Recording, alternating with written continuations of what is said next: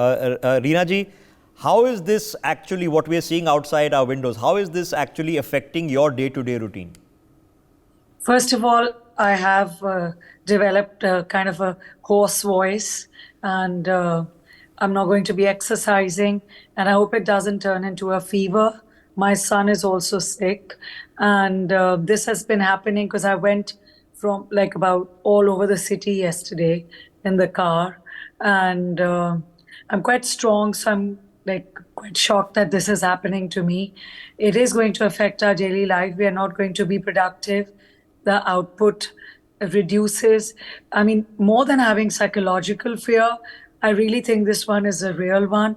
But talking about it, putting air purifiers, doing pranayam, deep breathing, alternate nose breathing, maybe not. I mean, like I'm going to do gargles now, just simple things like that. But how do we save our city? I still actually do not know. Because this discussion, which I have heard, of course, about the burning, Delhi being a dust bowl, there is no wind right now in Delhi. And there is, of course, industrial and vehicular emissions, which have created this kind of atmosphere. But actual me, what is really the solution to this and how do you implement it? I really feel like there is a lot of metro construction on, a lot of projects are delayed or they've been stuck there forever. Maybe if those can be sped up. Some areas where the commute... Rina ji, Delhi used to be the place that was the trendsetter. I remember it, that, when it came to shifting from leaded to unleaded petrol, Delhi was the first. Yeah, CNG, yeah. Delhi was the first. The electrified metro system, Delhi was the first that built it.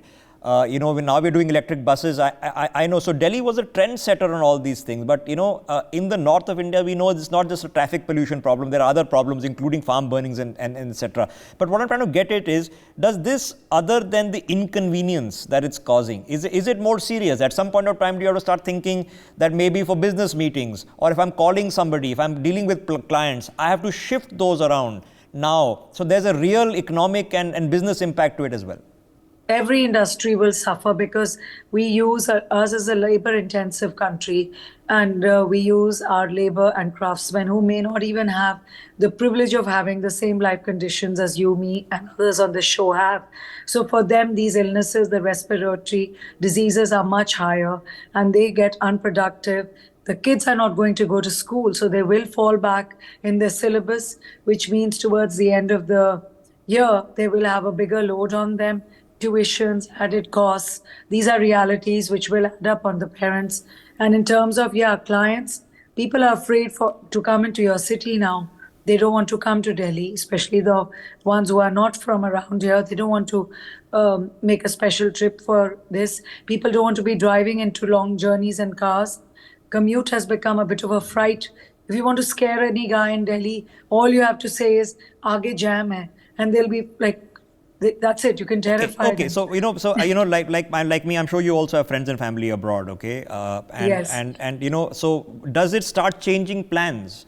Because when they want to travel, they won't travel to India because they get asthmatic conditions.